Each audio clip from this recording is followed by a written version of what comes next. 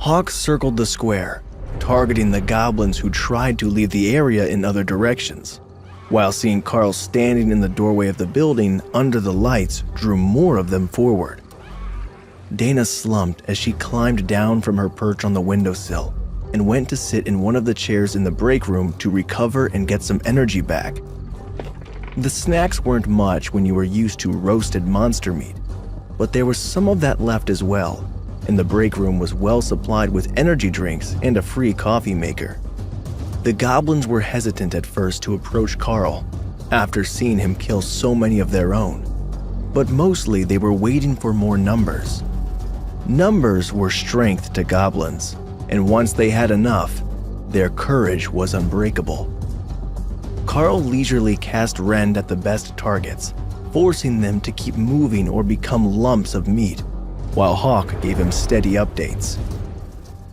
We are down to less than 10 of them now. Most are in the square, but there are some on the other side of town who are running away. Hawk informed Karl after 5 minutes of the cat and mouse game with the hiding goblins. Don't let them get out of town. If we're going to make the area safe for the locals to return, we can't have them sending survivors back to wherever they came from. I will keep fighting these while you're gone. Karl sensed Hawk turning to find the cowards and looked for a clean shot at the remaining attackers near the building. They were trying to sneak up on him, staying in the bushes around the other buildings, but that wasn't hard for Karl to pick out.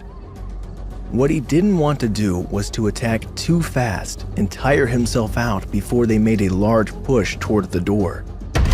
Hawk said that there were less than 10, and with the one he had just killed in the rose bushes, that should be less than 6. But he didn't know how many were still hiding somewhere nearby, and how many the Hawk had found running away. The bird was too distracted with his hunt to give updates, but there was nothing moving near Karl right now. So he waited, and then waited some more, until finally, one of the goblins came sneaking around the corner of the building and tried to jump him. Karl didn't even turn his head as he flicked his finger and sent a blade of energy to cut the creature's head off, dropping it on the steps with a thud.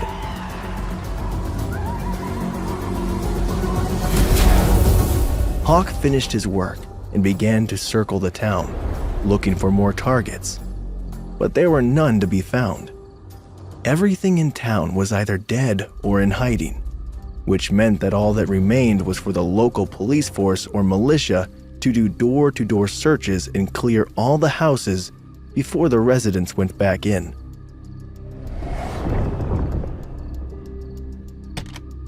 Hawk landed on the roof, and Karl opened the window for him, so he could come inside when he was ready. I'm going to close the door and rest for a bit. Hawk, keep a lookout at the front of the building so nothing surprises us. Dana will switch with you in an hour or two. Karl informed the bird, making sure that Dana could hear his side of the conversation. They both needed the rest, and though they wouldn't be getting much sleep today, just relaxing and meditating would help a lot. That's precisely what Karl had planned. Some roasted monster meat to get the energy flowing through his body, and then meditation to refill his and Hawk's energy storage. With a bit of luck, they would feel refreshed again in a few hours, and they would be ready to face the next day after calling someone to come find them.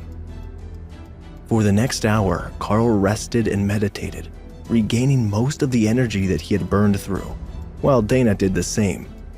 Then they both got up to check in with Hawk and make sure that nothing had been happening around town.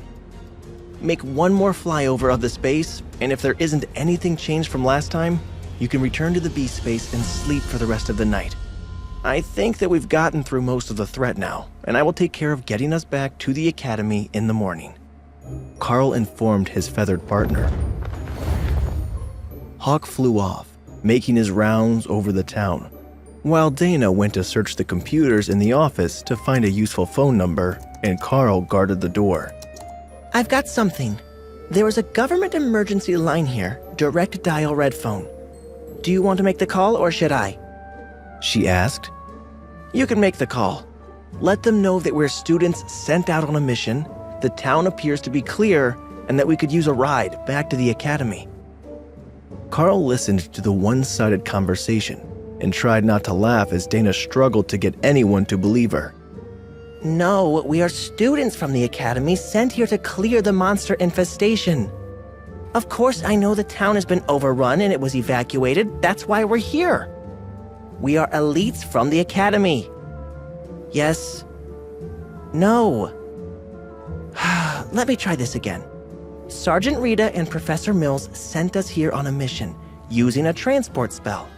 We have finished clearing out the goblin tribe and we need a ride back. Just contact the academy.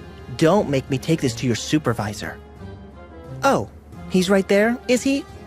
Put him on the phone. This is the awakened rank Mage Dana, assigned with the awakened rank warrior Karl to do monster control of this town. The goblin tribe has been eliminated and we need you to contact the academy to pick us up. Our phone was damaged. Yes, over 50 goblins were found and killed. The entire tribe is dead, unless there are some that left the area entirely. There are no more signs of goblins here. Yes, I understand very well what making a false report and impersonating an elite could mean, but I'm not doing either. Please send for an academy transport. Fine, sending for military police unit works just as well. I will remain on the line until they arrive. At that point, Karl couldn't hold it anymore, and he began quietly laughing, using his arm to stifle the noise. Not for long, though. The sound of helicopters in the air alerted Hawk to incoming visitors only a few minutes later. Return to the B space. I don't want any misunderstandings. They're all idiots and they're not listening to Dana, Karl instructed.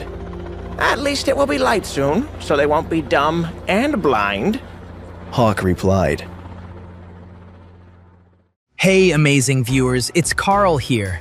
Thanks for sticking with us. By the time of the release of this video, only 13% of our viewers have joined the party by subscribing, and 87% of you might miss out on our next mind-blowing video. So, what are you waiting for?